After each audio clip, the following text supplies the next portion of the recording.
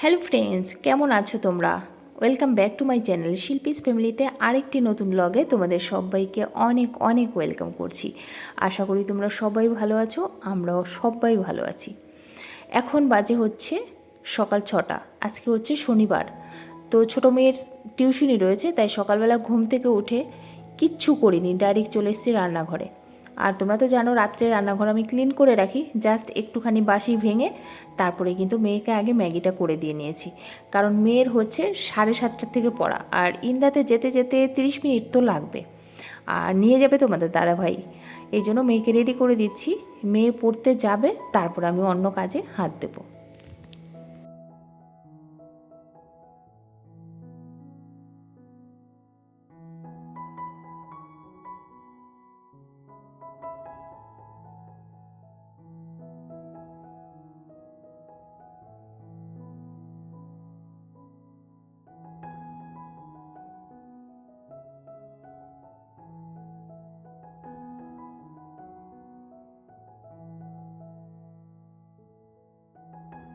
যাই বলো না বলো, আমরা অনেক মেয়েরাই আছি, খুঁজে খুঁজে কিন্তু কাজ বের করি।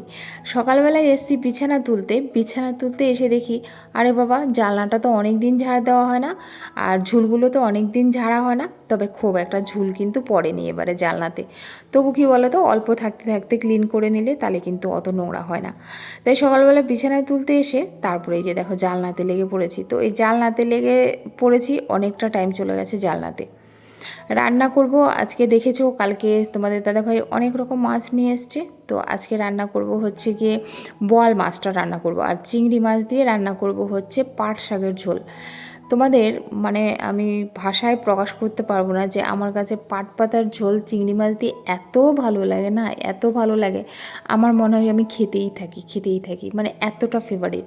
আর যারা যারা সত্যিকারের পাট পাতা দিয়ে চিংড়ি মাছ ভালোবাসো, তারা তো জানো এর টেস্টটা, কারণ প্রত্যেকেরই হয়তো বা মুখে লেগে থাকে। আর যারা যারা না খেয়েছো বা ট্রাই করোনি, অনেকে হয় না যে আলাদা আলাদা ডিস্ট্রিক্ট, তো অনেকের ডিস্ট্রিক্টের মধ্যে অনেক খাবার থাকে না। যেমন আমরা বাঙালরা কিন্তু পাটপাতার ঝোল, শুটকি মাছ এগুলো খেতে ভালোবাসি। তো অবশ্যই বলবো অন্য ডিস্ট্রিক্টের যদি কেউ থেকেও থাকো, তবু বলবো পাটপাতাটা একবার চিংড়ি মাছ দিয়ে ট্রাই করো। সত্যি বলছি, অসাধারণ লাগে, তোমাদের প্রত্যেকেরই ভালো লাগবে। সব কাজ কমপ্লিট করে আসতে না আসতেই তোমাদের দাদাভাই বলছে, কালকে তো আমার ডিউটি আছে, তুমি তো এখনও ডিউটির ড্রেস ভিজাওনি, আর আগের আরেকটা যেটা রয়েছে সেটাও নোংরা হয়ে পড়ে রয়েছে, তাহলে কালকে আমি ডিউটিতে পরে কী যাব। আবার ঝটপট করে ভাবলাম যে না, তোমাদের দাদাভাইয়ের ড্রেসগুলো ভিজিয়ে দিয়ে নিই। আর এই দুটো জামা ওয়াশিং মেশিনে দেবো, ওই জন্য কী করেছি বলো তো, পুকুর থেকে জল এনে ভিজিয়ে দিয়েছি। এবারে সময় মতো পুকুর থেকে না তাড়াতাড়ি করে কেচে নিয়ে চলে আসবো। আর যেহেতু পুকুরের জলটা কাছে পাওয়া যায়, কাচতেও যেন খুব ভালো লাগে। ওইখানটা একটু না খসখসে টাইপের আছে ঘাটটা, আমার শাশুড়ি মা না ওরকম করেই রেখেছে, যেন পরিষ্কার হয় আর কি।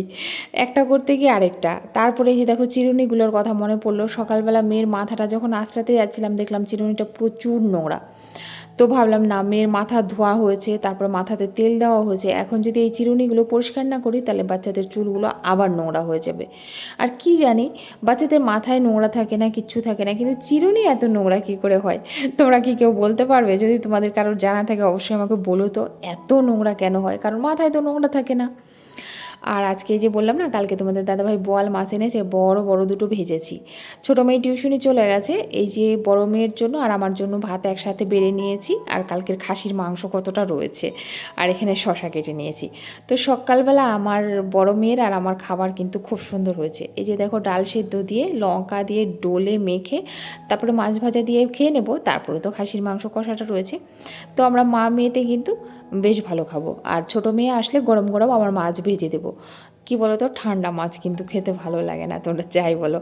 ডিমের অমলেট, মাছ ভাজা, যে কোনো সবজি ভাজা একটু গরম গরম হয়, সেটা কিন্তু খেতে ভালো লাগে। যার জন্য এই যে দেখো, আমাদের খাওয়া হওয়ার পরে এই যে ছোটো মেয়ে চলে এসছে।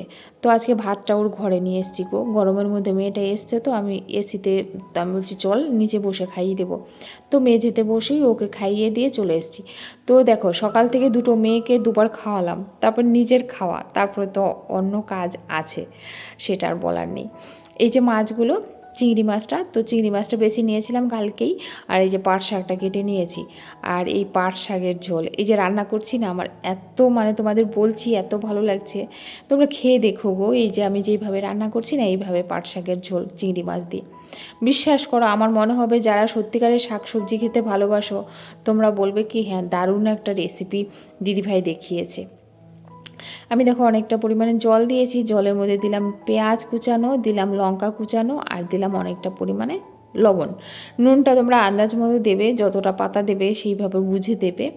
তারপর দেখো চিংড়ি মাছটা দিয়ে দিলাম। এর মধ্যে কিন্তু হলুদ দেওয়া চলে না, যেহেতু চিংড়ি মাছে হলুদ রয়েছে এমনি একটা গ্রিন গ্রিন একটা কালার চলে আসবে। আর এইদিকে যে বোয়াল মাছ করার জন্য মশলাটা করে নিচ্ছি, আর কি কি দিয়েছি সবটাই দেখতে পেরেছো, একটু সর্ষে, একটু আদা, আর দুটো শুকনো লঙ্কা, এই তো। তো এই যে ফাইনালি দেখো আমি ফোড়ন দিচ্ছি, এটা হচ্ছে পাট শাকের ঝোল। আমার হয়ে গেছে পাট শাকের ঝোল, আর সত্যিকারের এত ভালো হয়েছিল। আজকে তোমাদের দাদাভাই অনেক দিন পর বারবার বলছিল যে প্রত্যেকটা জিনিস ভালো করেছো, চিংড়ি মাছের ঝোলটাও ভালো হয়েছে, বোয়াল মাছের ঝালটাও ভালো হয়েছে, আর টক ডাল তো আমাদের ঘরে প্রত্যেকেরই ফেভারিট, সেটা আর বলার কিছু নেই। তো যাই হোক, রান্না ভালো হয়েছে। আর রান্না ভালো হলে যদি বাড়ির লোকেরা একটু প্রশংসা করে না, সত্যিই দেখবে মনটা ভালো হয়ে যায়। তুমি শত পরিশ্রম করো না কেন, তোমার নিজের লোকেরা যদি তোমাকে একটুখানি প্রশংসা করে দেয় না, তুমি দেখবে তোমার পুরনো সমস্ত কিছু ভুলে যাবে, সমস্ত দুঃখ ভুলে যাবে। আমরাই নারী বলো, আমরাই পারি। আমাদের ভালোবাসা দিলে না আমরা সব করতে পারি। আমাদের ভালোবাসা দিলে ওরা ওদের মতো করে তৈরি করে নিতে পারে। ভালোবাসার কাঙাল হই আমরা মেয়েরা প্রচুর বলো। আমরা চাই সবাই যেন আমাদেরকে ভালোবাসে, কিন্তু সবার ভাগ্যে কি সেটা জোটে বলো তো? তবু তো বলবো আমরা অনেক ভাগ্যবতী যে আমরা এতটা ভালোবাসা মা বা ভাই বোনের কাছ থেকে পেয়েছি। অনেকে তো এইটুকুও পায় না, শ্বশুরবাড়িতে পায় তো নাই, তারপরে কি বাপের বাড়িতে গেল ভাইয়ের বউ ভাই, তারপরে দেখা যায় অনেক সময় মা বাবারাও ঠিকমতো মানে ভালোভাবে ব্যবহার করে না। অনেকেই তো বলে যে বাপের বাড়ি যাই সেইখানে গিয়েও ভালো ব্যবহার পাই না। তো সেইখান থেকে সত্যি আমি ভাগ্যবতী, আমি নিজেকে মনে করি। ভালোবাসার দিক দিয়ে আমার মা বাবা যেভাবে আমাকে ভালোবাসে, আমার দাদা দিদি, সত্যি আমি গর্বিত।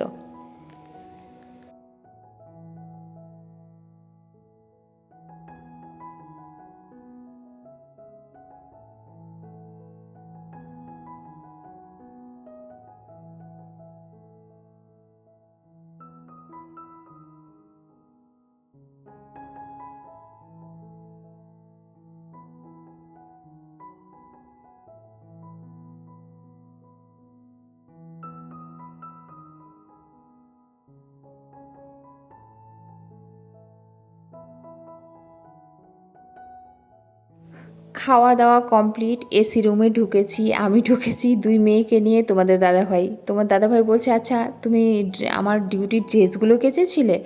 তখন মনে পড়লো আরে বাবা বালতিতে ভিজিয়েছি, জামা কাপড় তো আজকে কাচা হয়নি, যেহেতু কোনো জামা কাপড় কাচা হয়নি।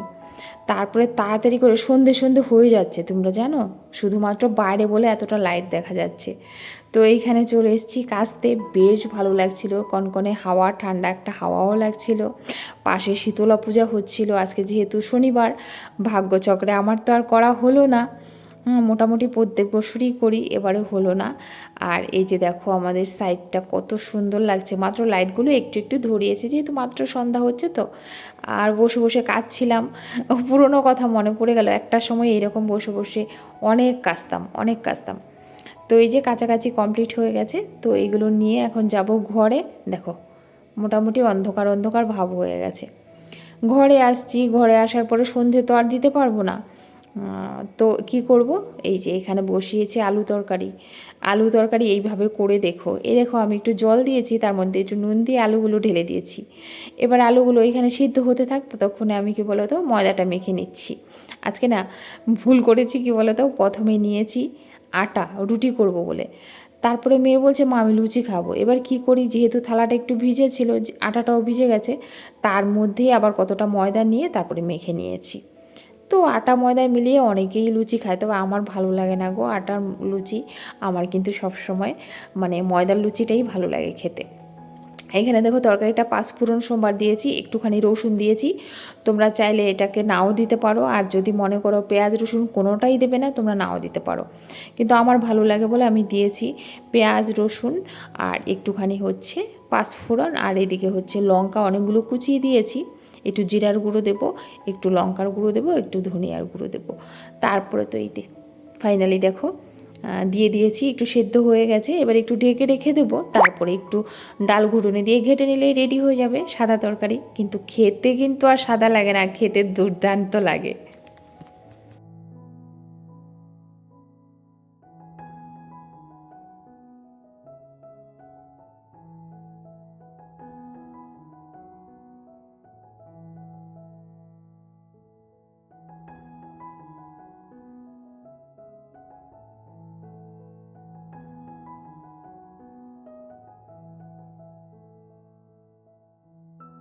তো আমি রান্না করছি, আমার দুই কন্যা বসে আছে খাবে বলে, আর রান্নাঘরেই চলে এসছে। একজন তো দেখো সানসেটের উপরে বসে গেছে, স্ল্যাবসের উপরে বসে গেছে, আরেকজন দেখো চেয়ার নিয়ে ওইখানে একবারে সুন্দর করে বসে আছে। আমি বললাম দেখ এত গরম, এখানটায় বেরিয়ে যা।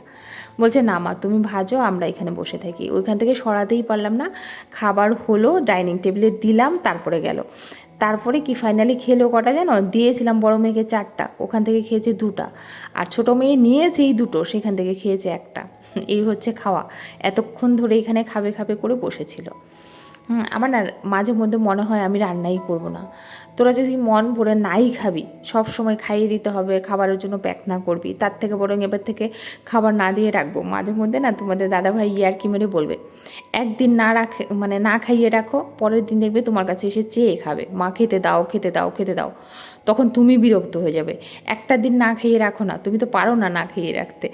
পারে কোনো মা বিশ্বে ছেলে মেয়েকে না খাইয়ে খেতে? আমি তো পারবো না। তো এই জন্য তোমরা অনেকে বলো না যে দিদিভাই এত বড় বড় মেয়ে তাদের খাইয়ে দিতে হয়। বিশ্বাস করো, ওদেরকে খাইয়ে পেট না ভরালে না আমি খেয়ে শান্তি পাই না। যার জন্য কি বলো তো, ওই খাইয়ে দিই। ছেলে মেয়েই তো বলো, সব সময় তো আর দেবো না। একটা সময় আসবে ওরা নিজের থেকেই করে খাবে, তখন আমার দিকে তাকাবো না যে মা আমাকে একটু খাইয়ে দাও। আমার ভালোই লাগে বাচ্চাদের খাওয়াতে, বিশ্বাস করো আমার ভালোই লাগে।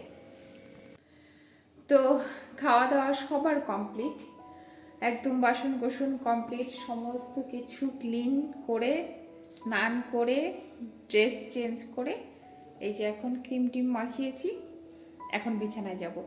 আজকে সবাই এসিতে শুয়েছি, মানে নিচেও বিছানা করা হয়েছে, কারণ খাটটা ছোট তো 4 জনের হতে চায় না। যার জন্য তবে খুব তাড়াতাড়ি ইচ্ছা আছে ওই ঘরটাতেও একটা এসি নিয়ে নেব, মেয়েদের রুমটাতে। তো চলো আজকের মতো ভিডিওটা এই পর্যন্ত এন্ড করছি। আজকের ভিডিওতে যদি কারোর একটু কিছু হলেও ভালো লেগে থাকে তাহলে অবশ্যই লাইক করো, কমেন্ট করো, আর এই দিদিভাইয়ের পাশে থেকো। ততক্ষণে সবাইকে গুড নাইট, শুভরাত্রি, সবাইকে অনেক অনেক ভালোবাসা।